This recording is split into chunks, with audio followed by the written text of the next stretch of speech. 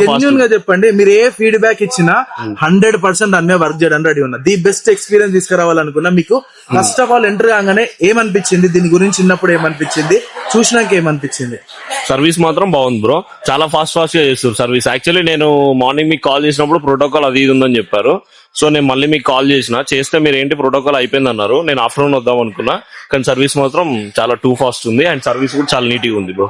Satisfied bro. 200 rupees అంటే కొద్దిగా ఏమైనా తక్కువ అవుతారు కావచ్చు అనుకున్నారు కదా, నిజం చెప్పండి.